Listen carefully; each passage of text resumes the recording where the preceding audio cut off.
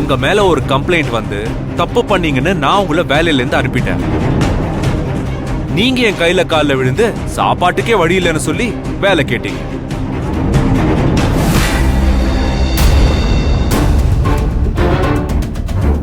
நானும் சரின்னு வேலைக்கு வாங்கன்னு சொல்லிட்டேன்.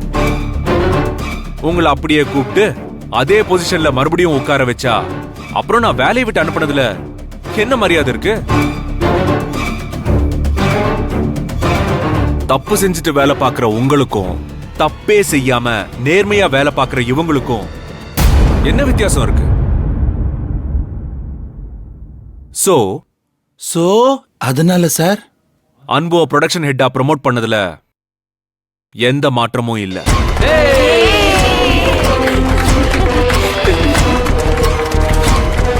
அதே மாதிரி நீங்க செஞ்ச தப்புக்காக உங்களை அசிஸ்டன்ட் ப்ரொடக்ஷன் ஹெட்டா டி ப்ரமோட் பண்றேன்.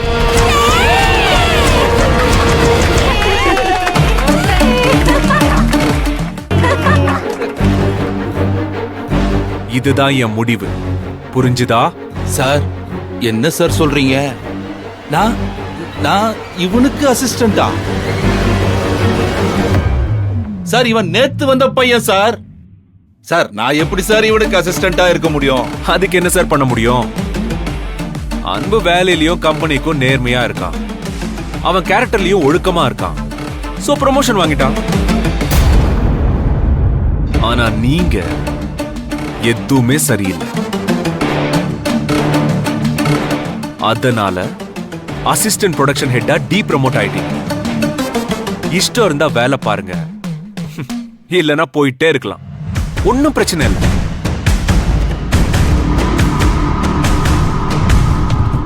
என்ன கருணாகரன், வேலை பாக்குறீங்களா இல்ல வீட்டுக்கு கிளம்புறீங்களா?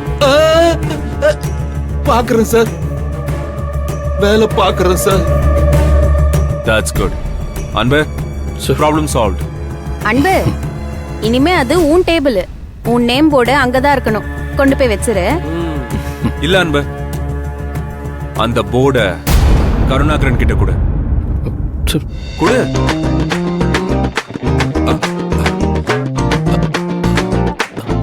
சார் இத எதுக்கு சார் என்கிட்ட கொடுக்க சொன்னீங்க? நீங்க தானே அந்த போர்டை தூக்கி போட்டீங்க. அப்ப திரும்பவும் அந்த போர்டை டேபிள் மேல கொண்டு போய் வைக்க வேண்டியது நீங்க தானே. போங்க, போய் வைங்க. போங்க. வைக்கிறேன் சார்.